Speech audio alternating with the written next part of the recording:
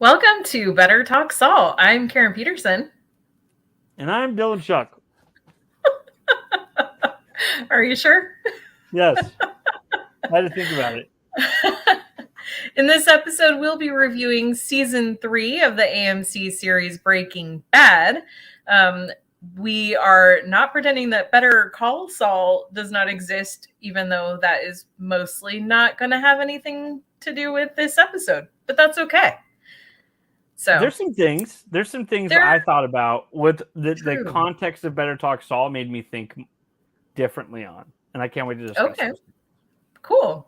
All right. Well, we're going to get into that. So I guess let's just jump right into this episode or to the season. It's the whole season, which is Why available are you to running this, Netflix. Karen Peterson? Because I felt like it, Dylan Schuck. You assumed authority.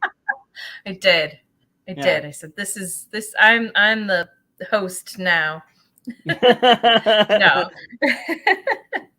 No, this is fun. We're doing the switcheroni. Yeah. She's probably better at this anyway than me anyway. Just more practiced. That's all. That's it. That's correct. How are you? Before we get into it, how are you? It's been a while. It's been a while, as Stained said. Aaron Lewis from Stained said. Deep cut reference right there. Mm-hmm. But if you lived in the late 90s, early 2000s, that's not a deep cut reference at all. I was just going to say, we're streaming on YouTube also. So anybody that wants to check it out, we tweet out our YouTube link on Twitter at BetterTalkSaul. So you can join the conversation. There's hundreds of thousands of people here right now. And we can't even keep up with the chat. We can't keep up with the chat. They're just flying by. We are breaking streaming records because people want to see us discuss this 15-year-old show, 14-year-old show now. Isn't it crazy how old Breaking Bad is? Like, flip phones were still very much a thing when this show started. Like, it's not like... Yeah, like iPhones existed, but most people didn't have them. Well, didn't iPhone start in like 2011? 2007? Oh, yeah. The first iPhone was 2007. People barely yeah, but that's the thing is, like, it was a very elite thing, and, you know, there was still so much... Like, I remember getting a touchscreen phone before I got a smartphone. And, like a Sidekick? It was... I don't remember what it was, but, yeah, and it was like, someone asked me, well... how do you download apps? And I was like, apps? What are you talking about? I was just happy to have a screen with no buttons. I've discussed on the show before, obviously, when Saul was selling phones to criminals. But I sold cell phones around this time, or the time of Better Call Saul. And, I had a flip phone, obviously, like everybody did. And then, obviously, I had the camera phone, all that kind of stuff. And then all of a sudden, like, the Sidekicks and like there's a my dogs are going to start howling right now. There was like this Samsung touchscreen phone and stuff like that, but I hated it. The touchscreen wasn't good on it, so I just went back to flip phone. So like when people were using the Trio and Blackberries, I was like, I still got my flip phone. Battery lasts, no problems. But then eventually I was broken down to getting a smartphone, obviously, because come on. Anyway, and now we can't really live without them. Yeah, no, literally couldn't. I can't. Yeah. I also can't sleep because of it, because I sit there messing around, wake up in the middle of the night, being like, what notifications that are so important happen in the middle of the night? And I read them and I'm like, wow, that's useless. And then I'm awake now. Right. And then it's like, well, I do have to get up at 5, but it's 3 and I may as well just be awake and scroll TikTok. That's literally, you're literally speaking out of my brain right now. But anyway. Yep. I'm sorry. That must hurt. Anyway, well, it's good to see you. It's good to talk to you. Yeah, we're actually literally seeing each other because we're streaming on YouTube. Check us out. I know. It's been it really has been a while. It feels like it's been more than a month, but I guess it's been a month. We recorded together for like a half a decade without seeing each other while we recorded, and so but now I think we're used to this now. Yeah. It's wasn't until easier. COVID that I got comfortable video chatting. Really? Yeah, I mean, like I did it. Obviously, we all did it, but like I was always like, it's weird getting off of a video chat because I know we're going all over the place, guys, but we haven't talked in a long time, so We fucking sorry. haven't. It's only been 5 minutes. We'll probably stop in like 2 minutes. But I used to be like, you get off the phone, you can be like, I gotta go, and you hang up. But on video chat, you can be like, they can see you not doing anything. But now that we've zoomed so much more, I am so much more used to video calling now, which is pretty surprising, I think, for some people. But I think a lot of people are like me too. Yeah. So my question for you is, when we're talking right now, are you looking at me or are you looking at you? Let's answer at the same time. 1, 2, 3, myself. Me.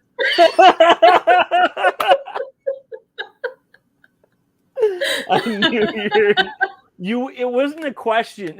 You wouldn't even ask the question if it wasn't for a reason. No, I think that's part of why it's gotten to be so comfortable. Is like, I mean, I don't necessarily like to see, oh man, like I really need to do my eyebrows or whatever. But I don't know, it like kind of breaks down a little bit. I think it's easier for people to realize and to feel more comfortable when they realize that like everyone's looking at themselves on the screen. They're not looking at everyone else. So it doesn't matter what you look like. Yeah, I guess I didn't realize that everybody else is doing that at all times too. But I'm just, for some reason, it's fascinating because usually in your regular interactions, you don't see yourself. Right.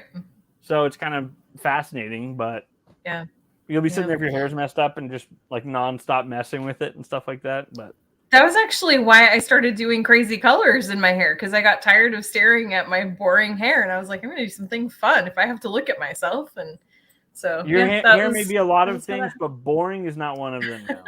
Thank you. Thanks. So Breaking Bad. Yeah, Breaking Bad. That's a show that we watched. I was actually really excited. I rewatched it just this weekend. I finished it, I think, Monday. I don't even know. Is it today Tuesday? I think I finished it last night. And I was so excited to talk with you about the season because so much happens. You know, we pick up pretty much right after the second season ended, which is the case with most of the seasons of Breaking Bad, I think. Sometimes you get a little bit of, sometimes you get a little bit of like, it'll start with a flashback or something, but they like the story picks up just immediately, which is part of, I mean, that works because it is a pretty compact, tight timeline where you have 5 seasons that take place over the course of about 2 years or so. Yeah. Approximately. So anyway, so this picks up right after the Flight 515 disaster. It's just been a couple of weeks. I was gonna say it's interesting too how the first 2 seasons are its own little story, and it completely is wiped clean by the end. Mm-hmm. And then I feel like 3rd and 4th season are their own story, wiped clean at the end, and then the 5th season, broken into 2 parts, is its own story as well. Why do you think they did that structurally? Do you have any thoughts or theories? Honestly, it seems like they write to challenge themselves sometimes. Like it seems like they're like, let's put ourselves without a plan to get out in the biggest pickle we can and write our way out of it. But that being said, no 2 seasons feel alike on this show at all. And it's constantly reinventing itself, and it's never gets comfortable. Like the show, like literally never just sits in its own comfort. Like it really could have left this, Walt working for Gus. Walt only works for Gus for like 5 episodes, if even. Mm-hmm. And it's freaking 12 episodes of the aftermath of that, and more. I mean, technically more than that, but. It's I don't know. I don't know if that answers your question. Yeah, no, I think you're totally right about. I think they had a habit of writing themselves into a corner just to challenge themselves to get out of it. I totally agree with you on that. I also think part of it was, and I think why the show ended up being as good as it was and lasted the way that it did was because they never knew if they were going to get that next season. So it's like, let's just go all out. Let's just do whatever we can. That's a really good point. And I think that always was constantly upping the ante, and that's why it grew viewership over the years, and why they kept getting renewed was because they never played it safe. They didn't give themselves the luxury of playing it safe. Yeah, it snowballed with viewers. Like complete snowball, just like picking up people the whole time from start to finish. Never really, to my understanding, it never weaned off at any point. Maybe for some episodes. Maybe because of a Super Bowl or something like that. But yeah, and also it seems like they, well, first of all, the writer's strike cut off the first season. Yeah. But after that, it seemed like, yeah, sometimes it seemed like they dared AMC to cancel them. Sometimes. Yeah. Maybe not always. I think the end of season 2 wasn't really that. I think it could have been wrapped up. And we would have been like, that sucks. Yeah. It would have been a bummer if it had ended after just those 2 seasons. And it would have been one of those shows like, oh, I wonder what could have happened. But it also, I think, feels contained enough that it didn't feel like the story was left completely unfinished. Like there was enough of a wrap up, I guess, that it's like, okay, we can move on and feel a little bit satisfied, but getting more and picking right up, just a few weeks after the events of the second season really sets us up for a season 3 that things just go absolutely crazy. And it's exciting to see how it builds, how it takes the things that were set up in the first 2 seasons, and some things start to pay off. Other things just start to become much more precarious. And then we get introduced, really get to know some new characters, like, particularly Gus Fring, who was introduced in season 2, but we really get to know him in this season.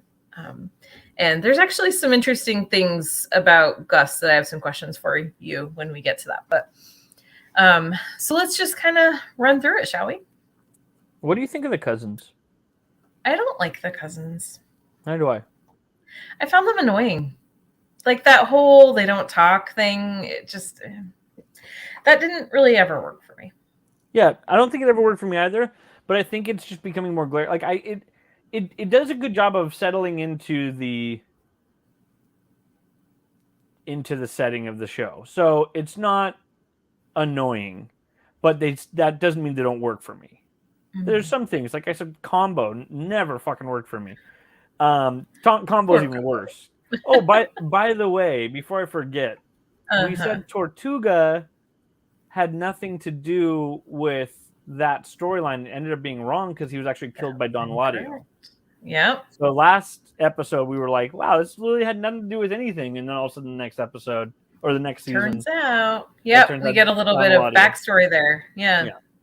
Which then, like, I was like impressed that was a thing, and then I was like, there goes my impressedness.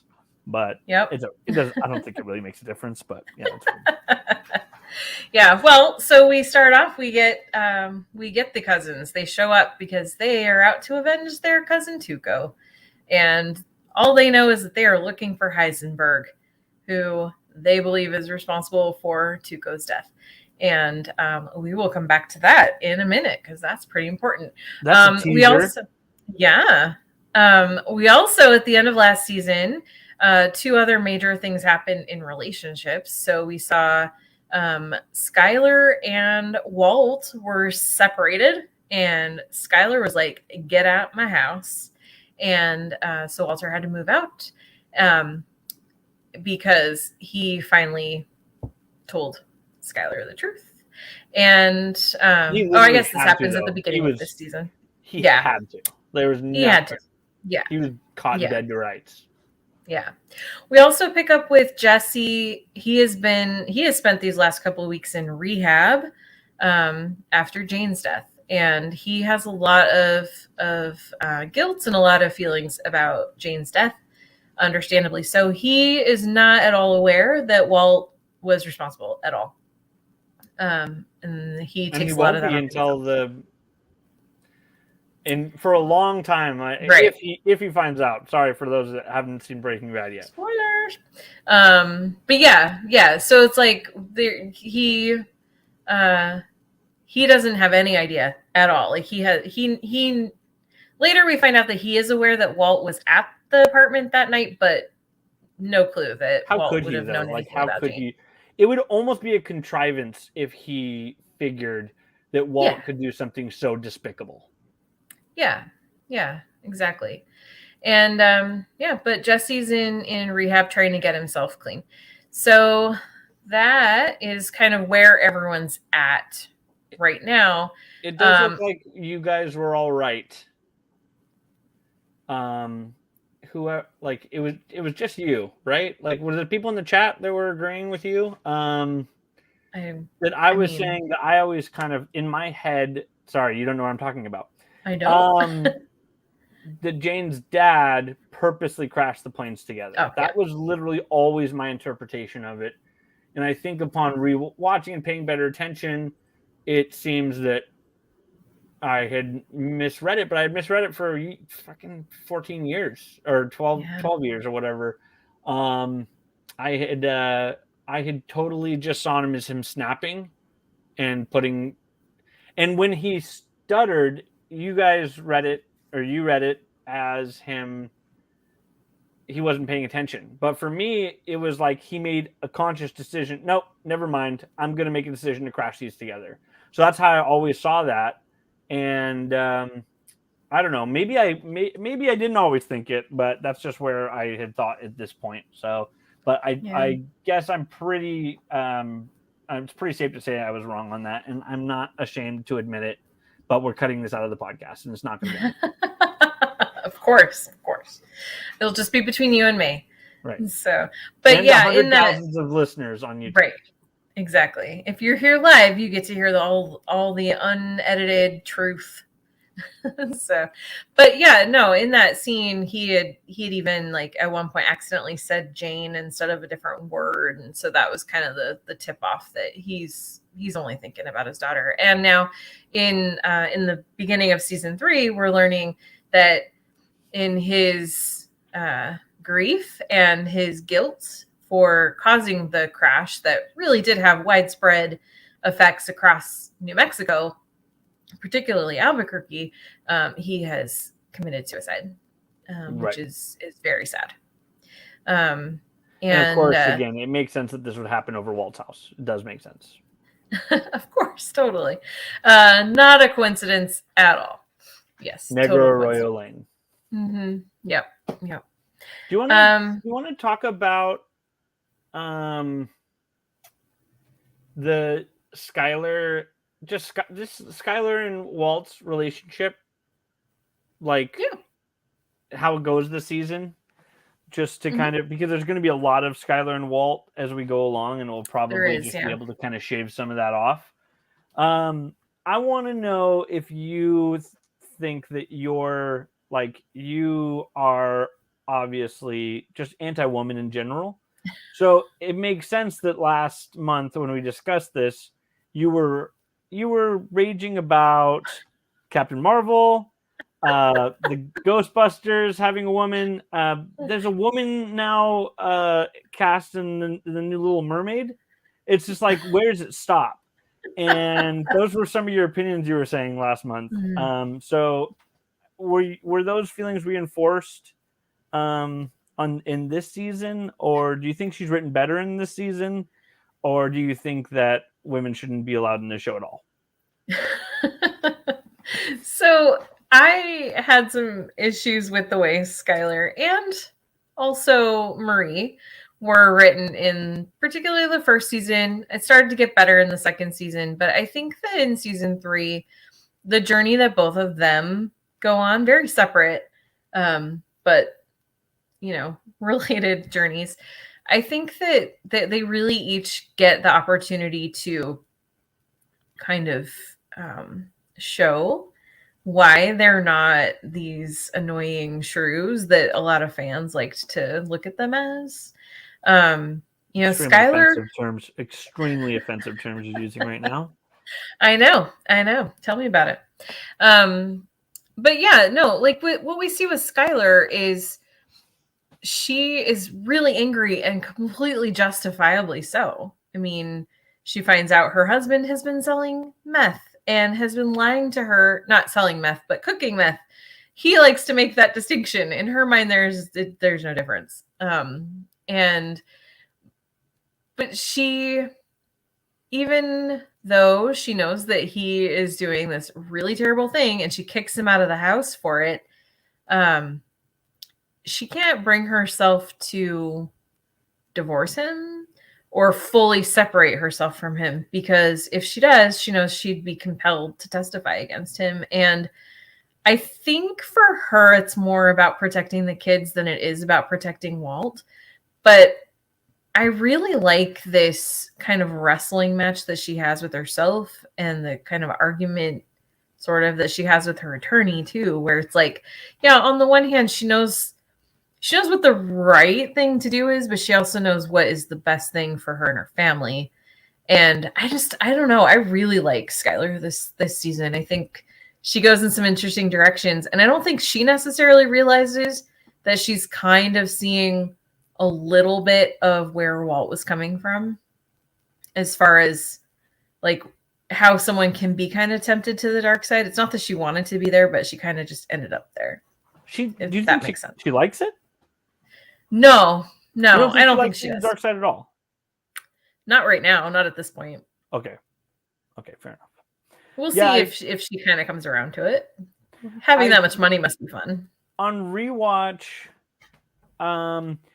it does the wrestling match of where Walt's going to live goes on a little too long. It feels a little like it goes on a little bit long, but that's not to say it's not realistic. It's just not as exciting to watch necessarily. But I don't think it ever goes on too long to be a actual problem. So, like, I think if maybe a quarter of it was cut off, I don't think we would be sitting here being like, we needed, 33% more, because it would be 33% more at that point if it was a quarter cut off.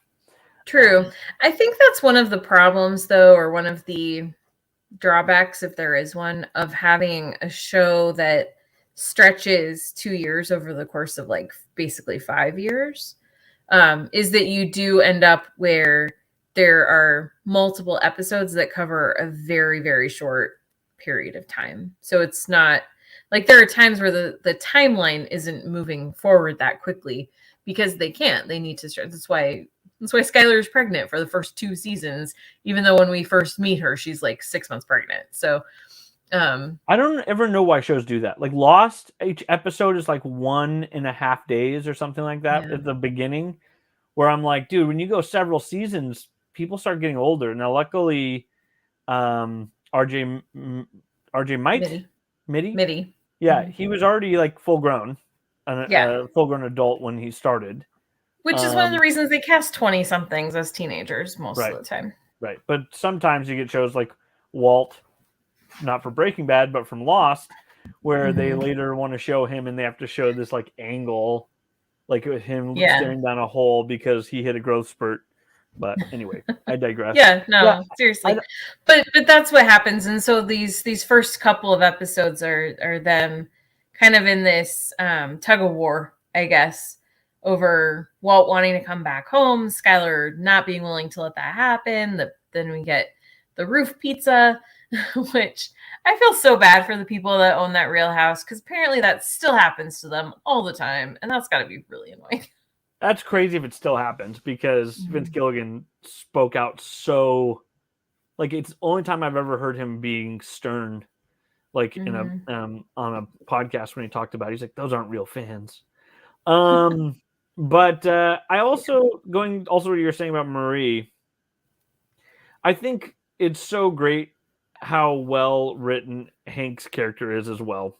He's a complex character, and you see his sensitivity in an exploration of PTSD and toxic masculinity in a really interesting way. But it's also interesting to see what a great match when he's in the hospital. We see how much Marie is like him in some ways. that she is just tries to swing her dick around the same way he does, and that they think that people don't see their insecurity blasted across their face while they're doing that too. Yeah. Yeah. Like Hank is pretty and obvious.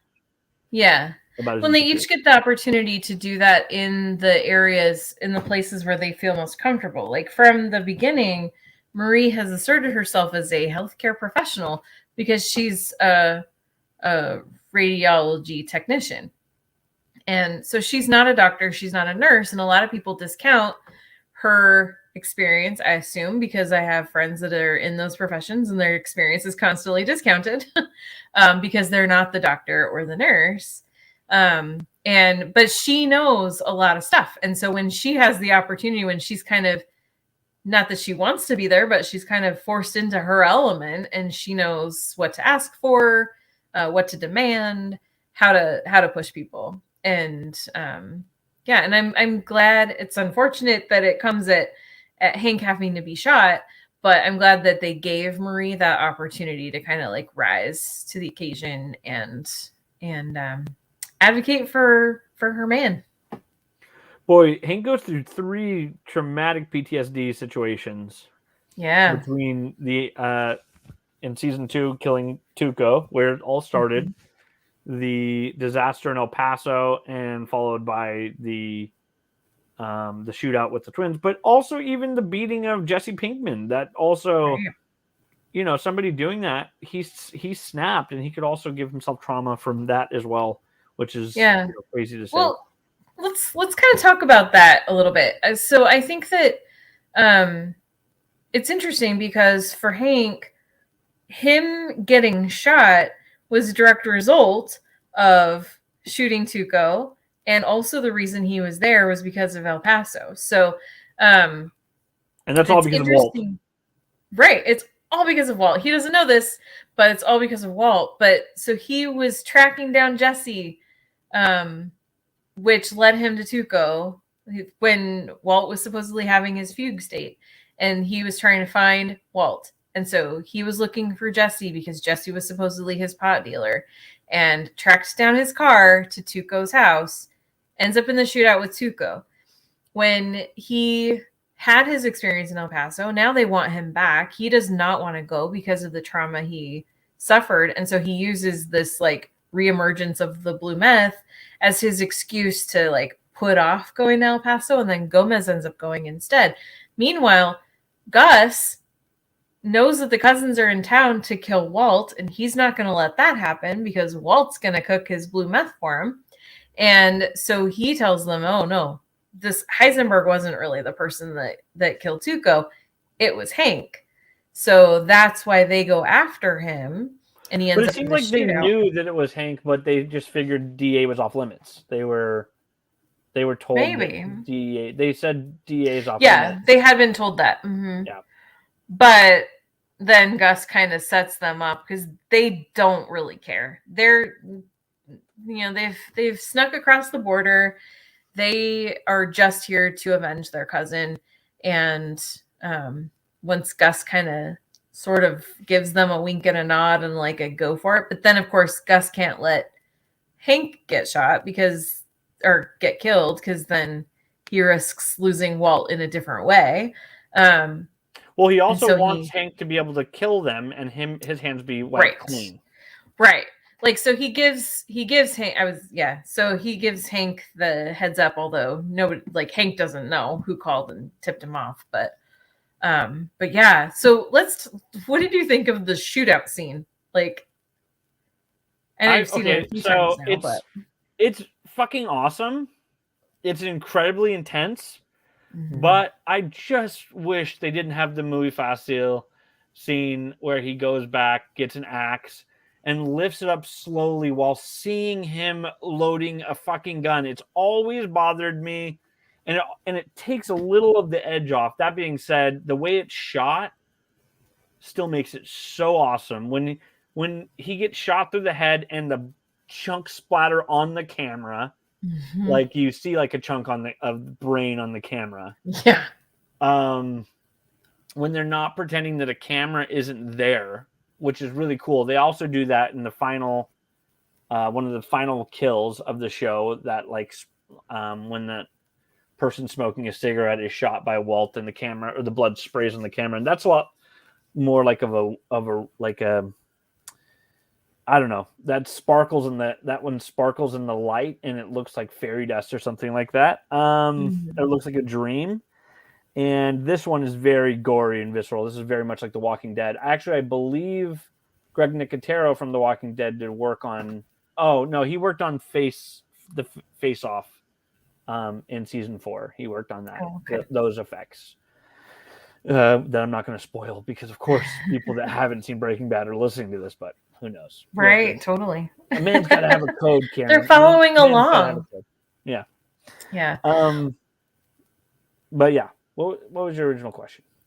Oh yeah, how did you feel about? What did you think of the shootout scene? I think it's so good. I agree with you about the axe, but I think that the way that they build the intensity in that moment is so great because Hank gets into his car, he gets this random phone call, and all he hears is a scrambled voice saying, "They're coming for you." And he immediately he's already dealing with a lot of anxiety because of what happened before. But he immediately is like on high alert, and he's looking and he sees like a woman with a shopping cart, and it freaks him out. He's like, "Oh my God, it's a prank." Right.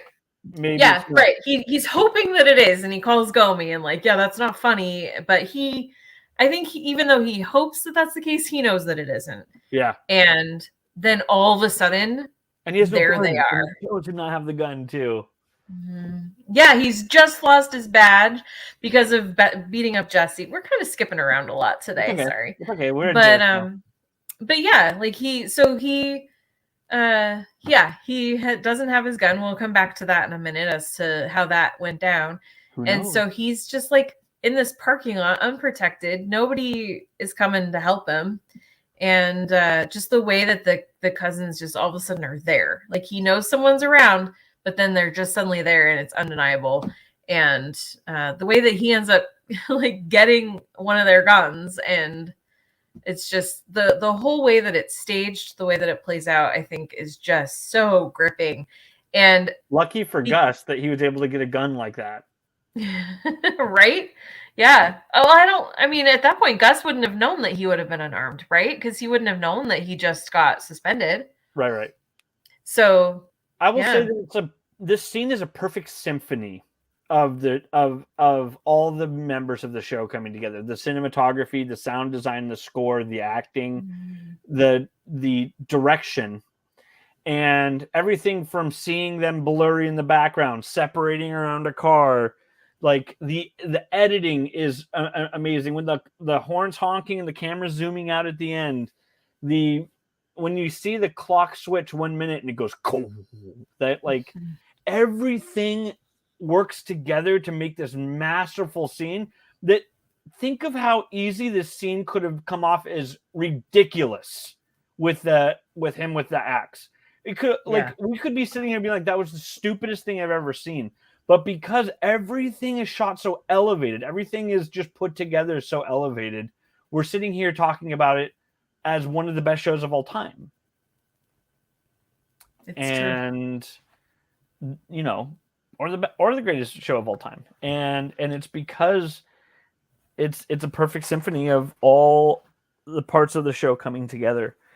And motivation was established perfectly. Like what they were after, what Gus was after, and what Hank is after, and why he thinks the way he does, and what he's thinking. We know exactly what he's thinking because of all the PTSD attacks we've seen and the anxiety attacks we've seen him go through. Right, we just had seen him cry with Marie in the elevator, which is an amazing show of tenderness to Marie, which we never see from him, and then it shows him have to snap back, and her understanding that that's his plight.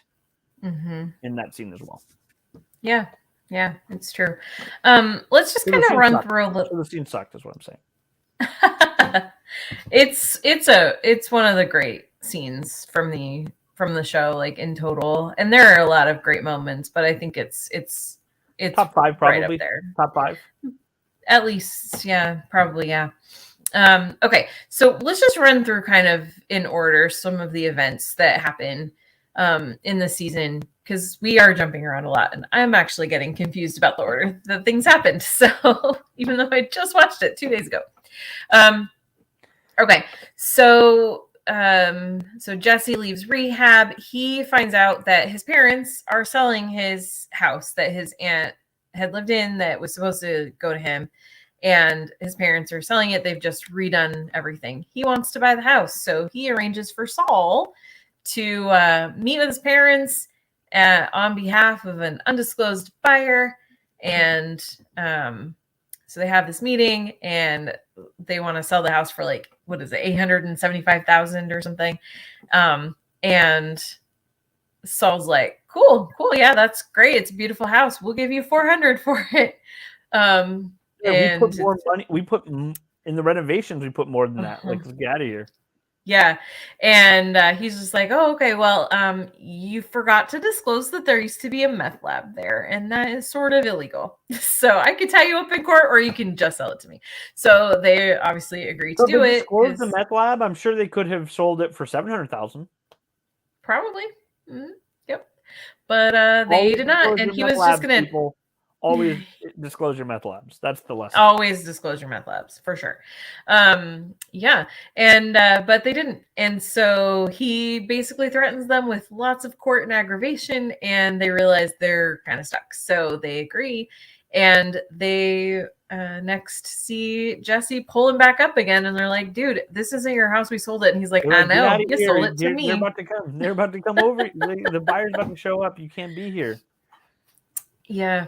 I have such a complicated feeling about his parents, because on the one hand, I feel like, man, Jesse really, he really was trouble, and they're ultimately trying to protect their other son. They don't want him to go into that down that same rabbit hole, and they've done everything they could for Jesse along the way, and he just never he just never responded to it, and they feel like they kind of lost him. But at the same time, it's like we're kind of on Jesse's side here, and his parents look like assholes, so it's kind of, I don't know who to root for here. You have 3 options with an addict that you love. Ignore it, enable it, or cut them off. Those are your 3 options. Yeah. You have no other option. And if you're trying to work out another option, none of the other options are going to work. And obviously an intervention is a part of that. It's saying we're going to cut you off if you don't, you don't go both. So that's the beginning stage of cutting off. They had given him so many chances. He's a meth addict. He was cooking meth with chili powder, and chili powder isn't pure meth, and that, I think, was their biggest issue, was that it wasn't pure. But it's I completely agree. You said the words. I wouldn't even thought to say it, but I've always had a complicated relationship with this, and I think that's one of the things good about the show is all because of the protagonist doesn't mean you are rooting for them often. And this is one of those parts where Jesse is, you're sitting here and you're kind of like, yeah, Jesse stuck it to them, but I'm also wrong. And the show does a good job of that. Right? I completely agree with what you're saying. Like, I'm sitting here being like, these aren't the bad guys here. Yeah, right? exactly. They tried to be loving parents, and they were ill-equipped for addiction, like most family members are. And the one thing that makes me kind of glad that they got it stuck to them was that they were trying to sell a house that they knew had been used as a drug lab, and they were not going to disclose it. And so it's like, yeah, they kind of deserved to not profit off of that. But at the same time, it's a morality thing, or do you think that is a section of law? Like, law and morality is a little different, and I think this is a situation where they were like, I get what you're saying, so they broke bad. Right. But that was them. Everyone does. That was Jesse's parents breaking bad, as they always say on Reddit. the moment Jesse's parents broke bad. But it also shows nobody's a perfect character too. And I don't know if it's immoral what they did, but it's definitely illegal, obviously. And there is a difference between legality and morality. Well, I think there's a couple of issues with it that make it a problem. One is being that there's potentially, no matter what renovations they did, there's potentially still some dangerous chemicals like lurking in the walls and things that could be a problem for future residents. There's also the fact that this house would presumably have been like a known drug house, and who knows what, former clientele didn't get the message that it's not anymore. If I'm going to buy a house, I'm going to go find old meth houses because that seems like you can get some good steals. 50% off. Black Friday. More than 50% off. Apparently. Anyway, so Jesse moves back into his house. He obviously needs some money. And so he decides to, since Walt's out of the game, he decides that he's going to cook meth himself now because he's really good at it because he learned from the best. And so he does that. And he cooks pretty good meth, right? He does. From the show, what the show seems. It's the same color. Like even Walt is pretty appreciative of it. He's like, yeah, this isn't bad work.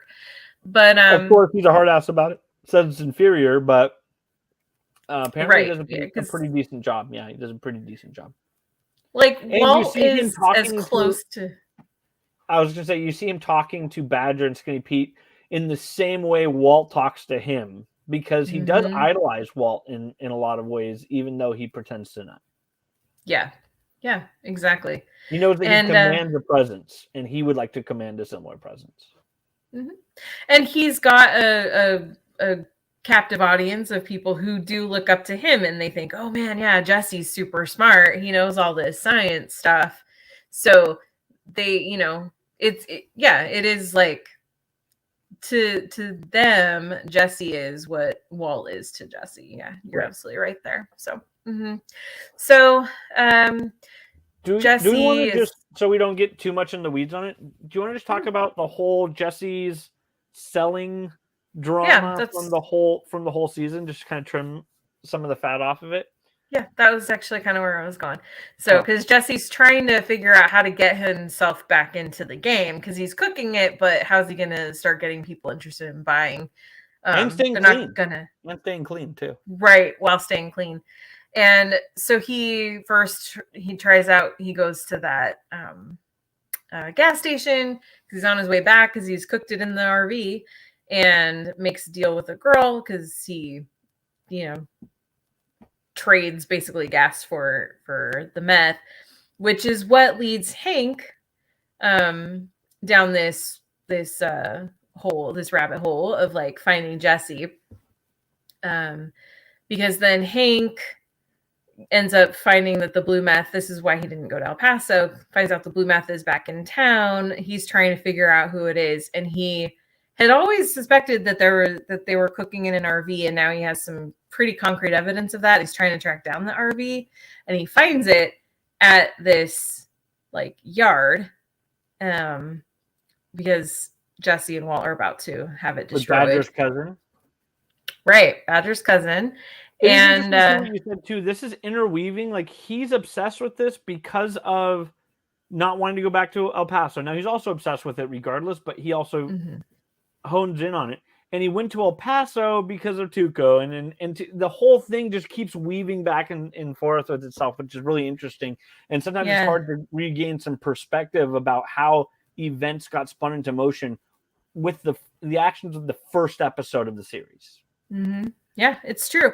And I don't know, I kind of assume that, and maybe I'm wrong on this, but I kind of feel like anytime you're in specific worlds, it's kind of a small world. Everyone kind of knows each other. And I feel like the Southwest United States drug trade is probably similar. Like, everyone knows everyone, or is at least somehow connected to each other. I think that we think of it as being this sprawling thing because it takes up such a big area of the country, but really the people that are involved in that are probably pretty pretty few relatively. And so I think everyone's kind of connected to each other. So I think that the show uses that pretty effectively. It doesn't feel contrived to me. It feels like, it makes sense that all of this would connect. But that being said, I think I said it last month when we talked, that Better Call Saul makes Albuquerque look much bigger than Breaking Bad does. Now, it's a different world, right? Because this is criminal underworld with drugs and meth.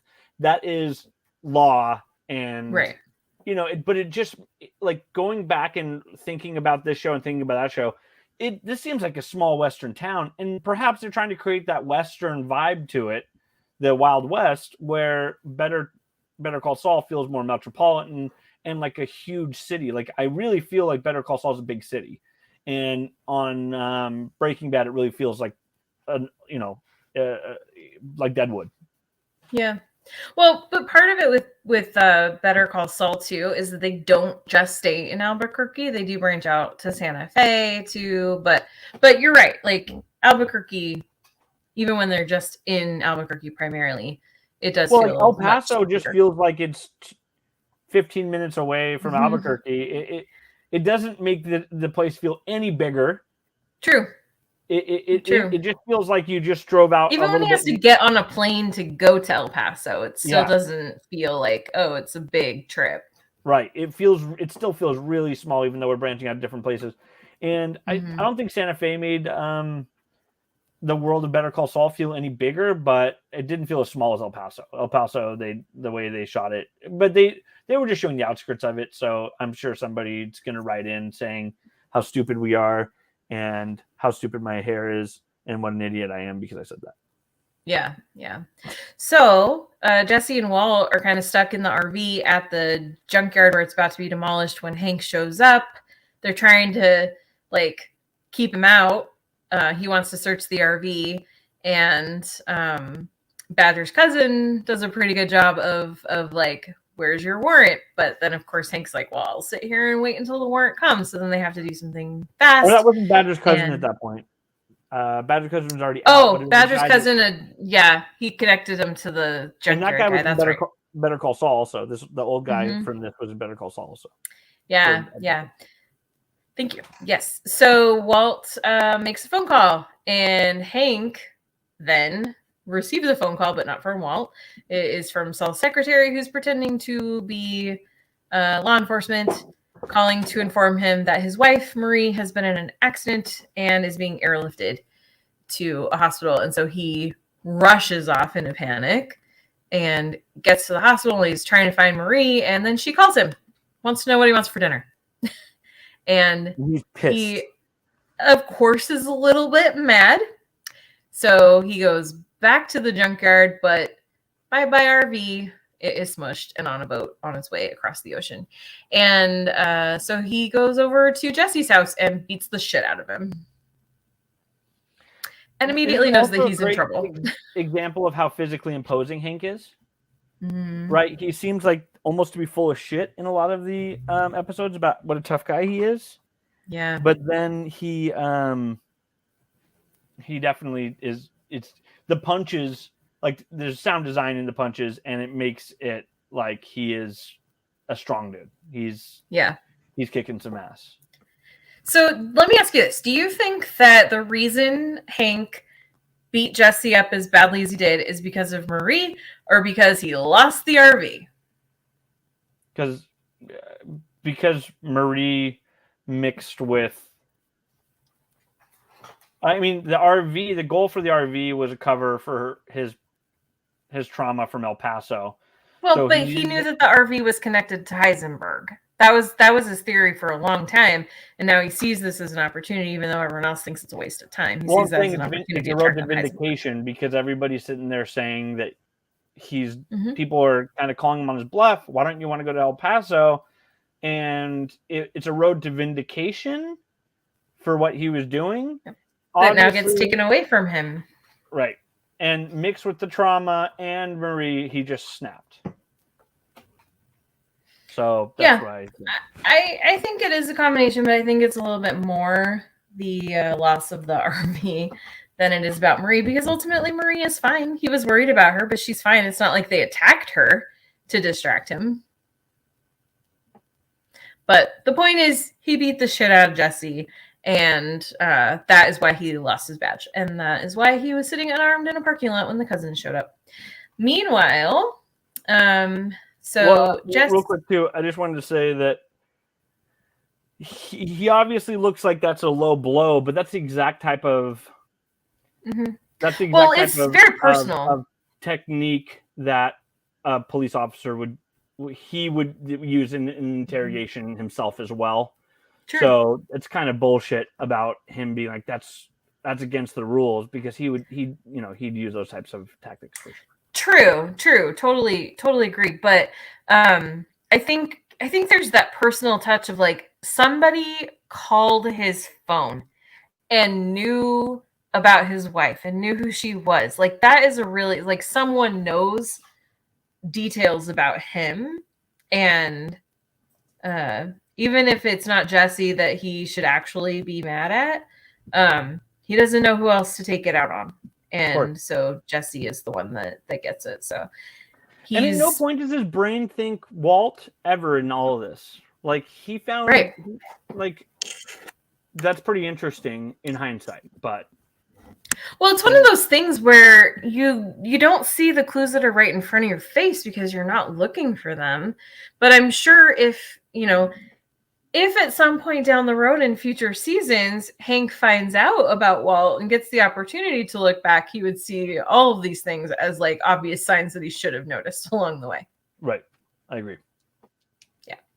So anyway, while Jesse is still in the hospital recovering, he's actually on his way out. He's leaving the hospital when Hank gets brought in on a stretcher, unconscious. And so that happens. They're all in the hospital. We have all of that. It turns out that one of the cousins survived, but lost his legs. And there's this really creepy moment where Walt goes to see him for himself. And the guy recognizes Walt through the window in the door, jumps off the bed, tries to crawl on his bleeding stumps at Walt, where he's surrounded by all the DEA, who have no idea that this guy is like targeting Walt because they're all there and he's mad. And then you get this really they all creepy underestimate look him the way anybody does. Yeah, Walt is underestimated completely. Totally, always. And then you get this creepy look from Gomez, who's watching him, and I don't like that. It just always bothered me. Oh no, that's later when the cousin dies, because Mike gets involved and shows up and murders the cousin, very discreetly. But I like how we don't see how he did it too. We don't need to. It's not important. Yeah, the guy's dead. He's been dealt with. Mike gets things done. Burn in hell, you son of a bitch. Something like that. That's what yeah, and I hate that look on Gomez's face when he's saying that. It just really bothers me. I don't know. There's also something about it. It's a Gomez. Also, where were you? You were in El Paso. It's such bullshit. That's so shitty. And I think that's what obviously that's what we're supposed to think. We're not supposed to agree with her in that scene at all. No, yeah. Like this is a wife who is distraught, who is saying a whole lot of shit she won't necessarily mean later. But you just, when you're in that situation, you lash out and you just start attacking everybody, and because you need an outlet for your pain. And that's what she's going through. So yeah, so they spend a few days at the hospital dealing with that. Meanwhile, Skylar, who has been sleeping with her boss, Ted, decides that she wants to offer to pay for Hank's very expensive therapies that he's going to need, because the insurance is not going to cover all the top care that he really needs if he wants to walk again. So Skylar's like, hey, we got money, because it turns out Walt is a gambler. He came up with this whole card counting scheme. And just, I love the scene where Walt, knowing this is a complete lie, is listening to Skylar with sort of like a blend of horror and confusion, and also a little bit of like surprise at how easily Skylar spins this whole story to Marie just about Walt having this gambling not even addiction, but just this like that's how he's made all this secret money. Yeah. Any thoughts on that? It's almost like he's turned on also. A little bit. Yeah. But so he also sees like a path to them being together after that. Whereas he did not see that before. Right, which is what he's been looking for. He's been looking for his way in. He wants his family together. Family has always been the most important thing to Walt. It's been his motivation for everything. And yeah, he's seeing this as like, okay, so Skylar's a little bit bad too. That's an interesting thing to say, because I'd like to discuss that for 1 second. If family is always the biggest thing for Walt, I think when we learn about his backstory about Gretchen and him and his, I don't think he has one single motivation, obviously, and that's not what you're saying. But I don't even think that he has a primary motivation, because when you think about it, bigger picture, you zoom back and you think about him with gray matter and all that, and we realize he kind of borderline settled with Skylar. Now, Skylar's an amazing woman, obviously, but the way he talks about it being like that she was a waitress and how much his family's kind of disregarded throughout the series. I think that's how he justifies it to himself, but I think his thirst for respect and power are even more important to him than perhaps family may be. Maybe not. I don't know. I think it's worth it. I don't know. I think that there are some moments where we really see Walt stripped down, really laying his soul bare. And when he takes the time to really think about what matters most, it's always his family that he talks about. It's not just, he definitely is addicted to the power, and he's very in love with being the best at this and being the only one that can do that. And we'll talk about him and Gail. But I think when it comes down to it, and I think that one of my favorite episodes of this season is Fly. And I think that drives it home, because he starts talking about his one perfect moment, and it's his family. But there's no Jeff Goldblum, no Gina Davis in that episode, which kind of always bothered me. It doesn't make sense. Should we talk about Fly really quick and then move on to other things? Let's talk about Fly for the rest of the episode. And then I mean, I could easily do that. I love Fly. So this is the episode where, I guess we kind of have to brush up on where Jesse's at really quickly so we can. Anyway, people have watched this, right? I don't know. Jesse's been trying to sell his meth. He ends up making a deal with Gus, who really is just using Jesse to get Walt back. So that works. Walt goes back to work at the lab and is paired with Gail, who is not Jesse, gets rid of Gail, brings in Jesse. And so now this brings us to this episode where Walt is obsessed with a fly that has somehow gotten into the lab. And it's to the point he's so concerned about this, he stops everything because he's worried about contamination. And he goes to some extreme lengths to try to kill the fly. And Jesse shows up like, what are you doing? And he's just like, there's a fly. Look, I made this fly swatter that is really it's cobbled together. And reminds me of did you hear what I said, Skylar? We have rot. Yeah, exactly. This episode was directed by Ryan Johnson. I didn't know that. I did not know that. I know that he directed Ozymandias, but I didn't know he directed this. You're joking, right? You're totally messing with me. No, I didn't. Seriously? Yeah, maybe I've heard that before. I've heard so much information about Breaking Bad, so maybe, but I wasn't thinking it while I was watching the episode. It didn't permeate. Well, it was directed by Ryan Johnson. And what I love about the episode is that the fly, I think we're left with, we should understand that the fly is real, but it's also a metaphor.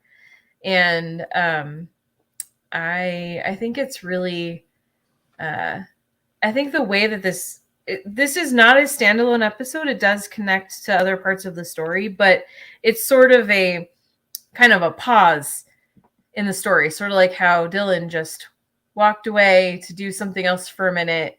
That's kind of how this episode goes. And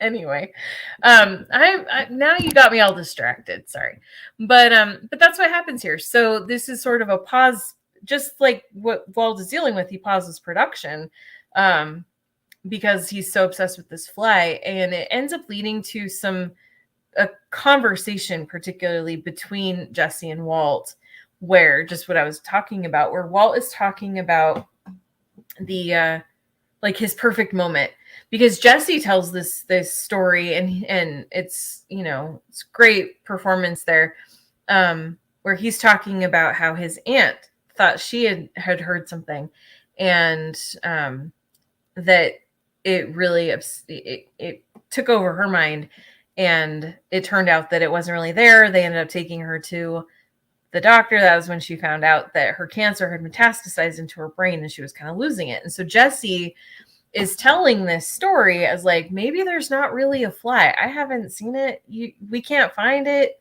Maybe it's not really there. And Walt says, that's not my case. I went to the oncologist. I'm still in remission. This is a real thing.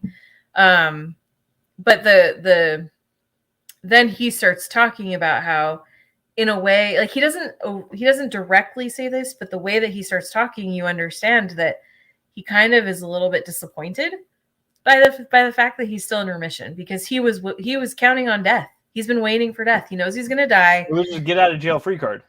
Yeah. Yeah. He could do this. He could go off on a high note, and his family never needed to know what would happen. So he starts talking about this perfect moment. Like, what would have been his perfect moment if I had died right then? That would have been perfect. And he starts in on how, for him, it was the night Jane died. And you think maybe he's about to confess to Jesse that he was there when that happened, but he doesn't. Instead, he just starts... Jesse had like drugged him with some sleeping pills. Well, Jesse drugged him. Yeah, that's right. Because right. But you think that he's about to confess to Jesse that he could have saved Jane and didn't, but that's not where his story goes. He starts talking about how he actually met her father that night randomly at a bar. But for him, it really was, he shouldn't have left the house. He says, I shouldn't have left the house. And then there's this great line that he says, I wrote down, that he says, Karen Peterson was right. I broke bad when I didn't save Jane. So I didn't catch that the first several times I watched it, but I definitely caught it this time. So yeah, I definitely am with you on it. Yeah, no, I've always felt like, it's funny because when I was watching this episode this week, and I was listening to that monologue, I was like, oh, maybe this is why I've always said that was the moment he broke bad, because he says that is the moment that he broke bad. So, without using that term, of course, but so no, it's not proof of anything necessarily because he didn't use that exact term. Oh, okay. Yeah. Anyway, but I am right. That is when it happened. But I think that this episode overall is so great because it's so clear that Walt is still capable of human feelings, because he has guilt. He has a lot of unprocessed guilt that, of all the trouble that he has caused to everybody that he cares about. Not enough to stop doing what he's doing. At this point now, he's stuck. He's made a deal with Gus, 3 months work for $3 million that he's splitting with Jesse. And he even says something about, based on what he's making, right? We find out.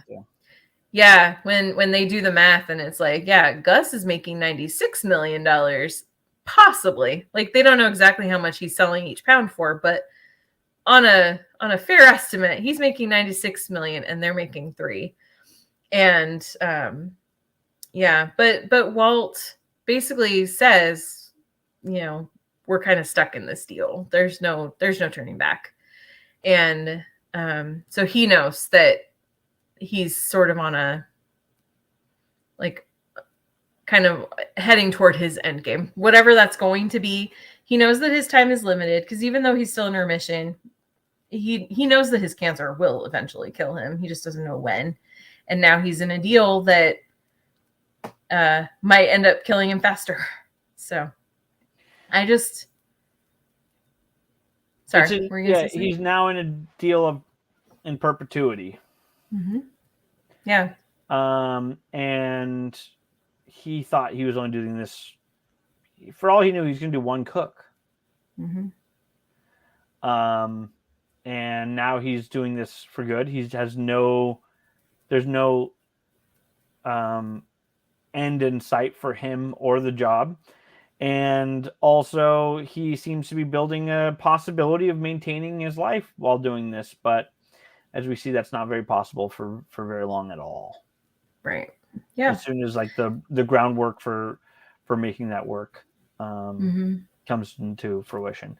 I had always forget how Andrea is introduced. Yes. That he was introduced to her. Obviously, a big coincidence that her brother was the person that killed Combo last season, but she's introduced because Jesse tries to sell her meth to show Badger and Skinny Pete that it's easy, because when they went to go to NA meetings to try to sell, they actually started working the steps. I love that so much. Yeah, like, I'm on 5. Oh yeah, I'm on 2. Yeah. Like, wait, that's not why you guys are here. Yeah, they actually start working the program, which is fucking hilarious. I love that so much. I have such a soft spot for Badger and Skinny Pete. They're doofuses, but I kind of love those guys. They're the Timon and Pumbaa of this. Yeah. Of the series. Yeah, totally. And yeah, so Jesse is like, he hatches this plan. We're better to sell drugs than at an NA meeting, apparently. So he gets them to come and pretend they don't know him, don't know each other, to try to drum up business. And he's like, that scene where they're at the meeting and Badger starts in like, oh, it's my first time, I'll talk, you know, and he starts in on like how he started using this blue meth, and it was just like, oh man. And Skinny Pete jumps in like, not that. Oh, I heard that stuff's amazing, and I heard it's back in town. Like, man. They think they're running a game, but actually the whole program runs a game on them. Yep. Yeah.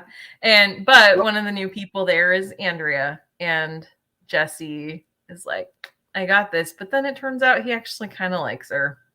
And we also see that he has, like, this is like a really well, we already saw this in the last season with the kid in that house where they stole the ATM, but he has an extreme soft spot for children. And that's definitely a big part of his character, between his little brother, the kid in the meth house where they stole the ATM, Andrea's son. He has a major soft spot for kids. Obviously, there's going to be a later part where that adds up. And that's where he draws his line in the sand. Like, every man's got to have a code. I just finished watching The Wire for the first time. So. Oh, I haven't watched that. Me too. Yeah. But yeah, Jesse really. Good. Yeah, I'm not going to say you have to rush to watch it. Okay.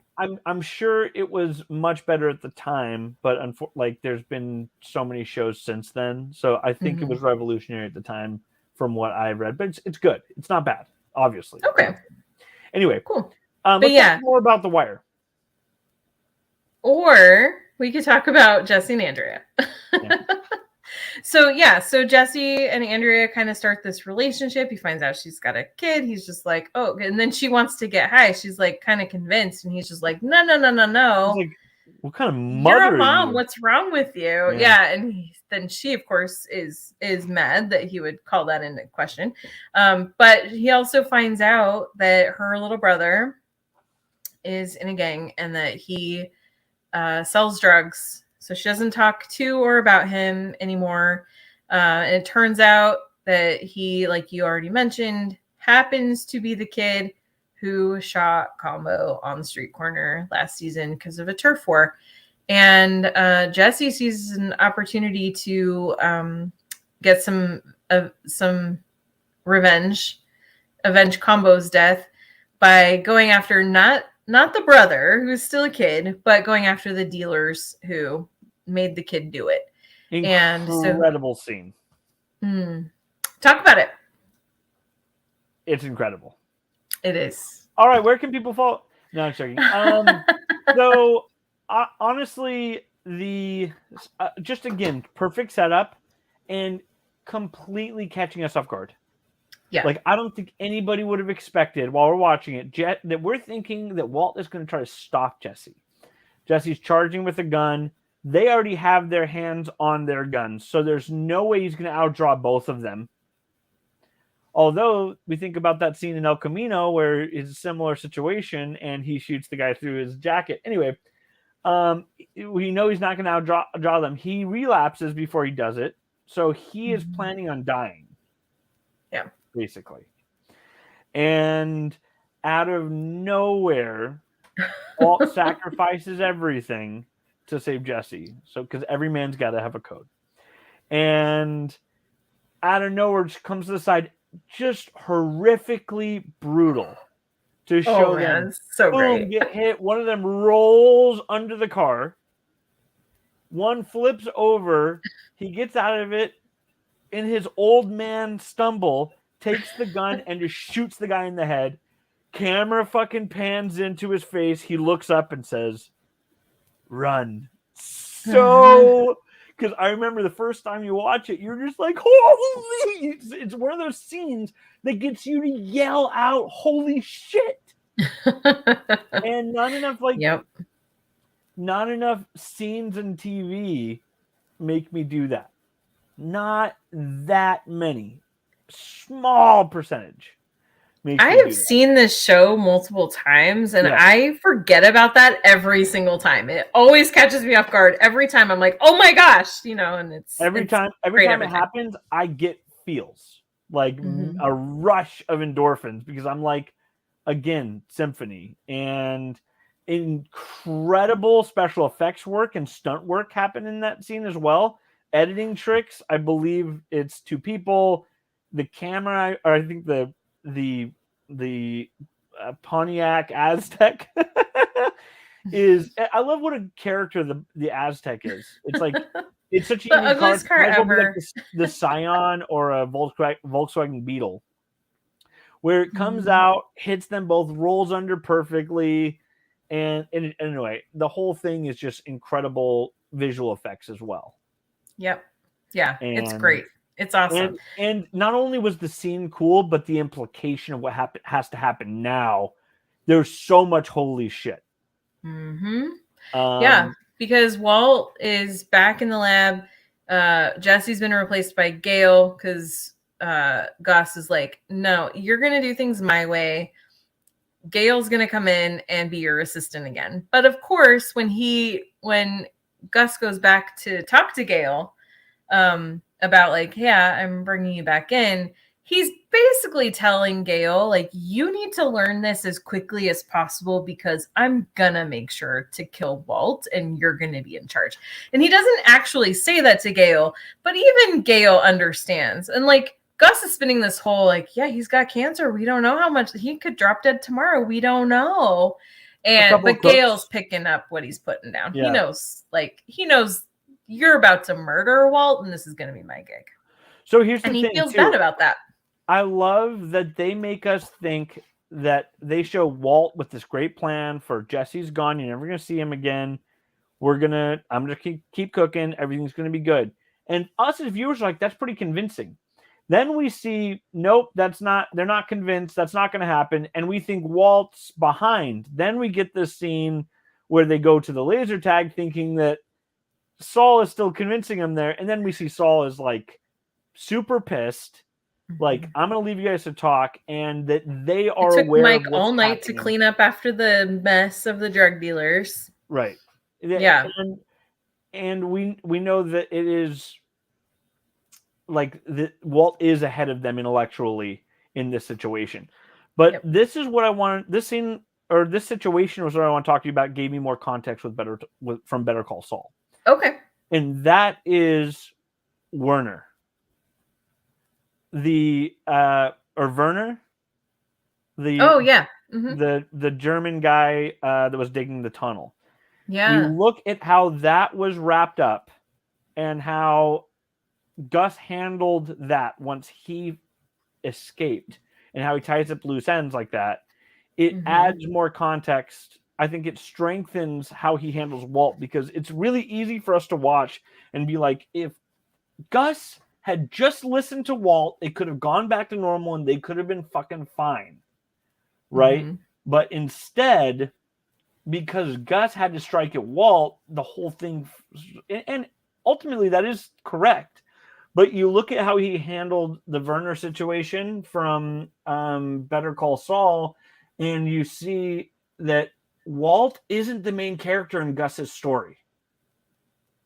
He's just like Werner, who's very smart, very capable, very intellectual, one of the best at what he does. But it ultimately is expendable, especially if they become anywhere close to a threat. And I found this more fascinating after watching Better Call Saul and adding that context to this, that, Werner tried to Walt his way out of that situation, didn't work out. But I think, if you look at it from Gus's point of view like that, Walter is literally just like what Werner was. Like, they literally were in each other's lives probably the same amount of time. Probably, yeah. The thing is that Walt is a fighter. Werner was there for months. He was there for 9 months. True. Yeah. So Werner was a bigger Walt is a fighter. He doesn't give up. He never gives up. He doesn't know how to. And like Werner, he got to a point where he's like trying to beg and plead. Walt's like, no, I'm going to make sure that Gus doesn't have another option. I'm going to take away this other person that could, he's going to make sure that he's the only one that can do what Gus needs. And so you see him outsmarting Mike. Now, if you look at the context of Better Call Saul, when we've never really seen Mike being outsmarted very often, Walt actually outsmarts Mike in this final scene where he lets his own hubris making him look like a panicking baby, just like Werner was, when really he was using the fact that people underestimate him to his advantage in that scene. Yep. Yeah, and he was just buying enough time because originally Walt was going to go kill Gale, but then he arranges it so that Jesse ends up being the one. And so now Mike is there to kill Walt, but Walt's like, not so fast. Your boss is going to need me. And Jesse shows up at Gale's apartment and isn't it funny that when they're in that lab, Lalo and Howard are just chilling under there? That's so true. Like, who knew? That's the same room. They're about to execute him in the same room that Lalo was killed in. That's true. Yep. And anyway, I was just like wanted to make sure to sink this into Better Call Saul, because I feel like when I was watching it, I wasn't. But then I was really thinking about that in the final scene, that I was just like, I think this is a situation where the scenes from Better Call Saul actually even strengthen some of the story from Breaking Bad in some ways. Yeah, I think that's true. I had one question. We kind of skipped over this scene, but I have one question for you, which has to do with Gus. So there's a scene before Walt and Gus have a problem. This is when Gus is just basically like kind of connecting with Walt a little bit and invites him over to his house for dinner. And Walt gets there and you see kids' toys in the living room. And Gus makes a comment. He's making this fish stew, and he makes a comment that he doesn't get to make it because the kids won't eat it. Do you think that's a retconned? You didn't catch it? Oh, you're 100%. No. Perhaps, but I was just thinking right now, it's Gus manipulating Walt. Well, so I saw that on Reddit. More in common because he's like a man provides, right? But just I don't know. Like I've seen on Reddit where people think that none of that was real. I think it's kind of a retconned storyline for Saul. Well, For Gus. if they wanted that, they easily could have put in one scene of him having a wife and kids that he has just for show in Better Call Saul. It's not like, I don't know. There's sometimes when you look at the prequels of Star Wars and you're like, why did you make this a fucking problem? Like, why did you make the fact that they don't disappear, Qui-Gon doesn't disappear, a problem when they disappeared in the original trilogy? Stuff like that. Where I'm like, why did you make this a fucking issue? You could have just made him disappear. So I think in hindsight, I wasn't thinking about that, but I think that is a manipulation tactic for Walt. Maybe that wasn't the original plan, but I think that's what they decided when they were writing Better Call Saul, that they were going to make that be a manipulation tactic.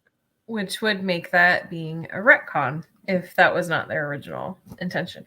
I just wonder, because I just, we never, as far as I can remember, I don't remember season 4 details about Gus very well, other than one particular thing.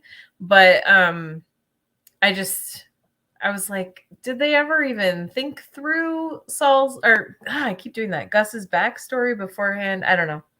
I don't think. I just thought it was such an interesting thing. I don't think they meant to have him because in the next season they easily could have had his wife be any part of the story at all, and they didn't. And actually, I don't even think. Well, I think the fact that he is gay is definitely decided by season 3. True, but of Better Call Saul, I don't. No. We've already had the. I don't think they had decided any of that. I don't know. I mean, he's in a different house than he was in Better Call Saul. Right. Yeah. I don't know. Well, I was curious. Well, because he's gay doesn't mean that he couldn't be married to a woman and be living a second life. So I just think that. Anyway, I think it's not an answerable question. There's not a direct answer. I just was wondering. I'm right. Answer. Well, no, that's not correct. But... Well, I beg to differ. You would. Why don't you tell people where they can find you? Well, just wanted to also just talk about the line, you might want to hold off.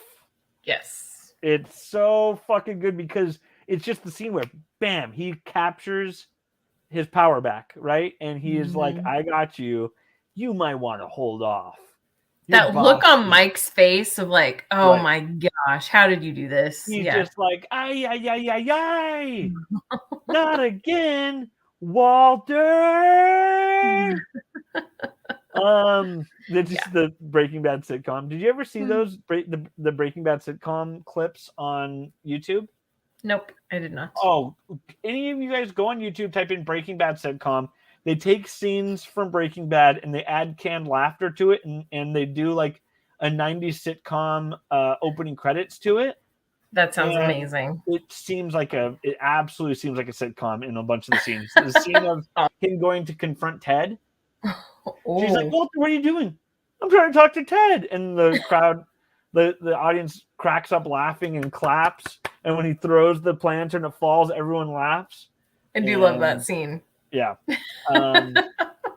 Anyway, I love that. Jesse, Aaron Paul's acting is so great as Jesse. He really puts his work into it. This shot of him, the camera panning around to the front, and him crying while shooting this guy in the face, this unarmed guy begging for his life and basically standing in his own piss. Yeah. And to shoot him like that is really brutal. And he does that 100% for Walt. Yeah. Yeah, he says, you saved I saved you, will you save me? So yeah, because Jesse could have run. He could have run, and who knows how far he would have gotten. They probably would have given up on worrying about him because he's pretty irrelevant. But yeah, he didn't. He stayed behind to do this for Walt, and I don't know. What are your predictions? Do you think that'll work out for him? I'm not very good at making decisions. How also, I think we might have discussed this already, but the fact that what's his name, Caleb, who plays Lewis. Oh, Lewis. Yeah. Caleb. Why can't Caleb Martin Green? What's his name from Get Out? And God, um, the brother from Get Out. Yeah. Oh my gosh. Caleb Landry Jones. Jones, yeah. He plays Lewis in 2 scenes in the series, and he's Lewis the whole time. When I saw Lewis pop up, he wasn't famous then, and now he's a famous actor, and it's just so fucking hilarious that Caleb Landry Jones, if you've seen Get Out, he's the brother of Get Out, so the people listening, who's just really creepy, and he's just that creepy as Lewis. Like, he's just fucking creepy. He's a creep. Yeah. It's like, kind of how the way are Jesse you... Plemons is naturally a creep. Like, how are you Walter Jr.'s BFF? He's a creep. Yeah. Mm-hmm.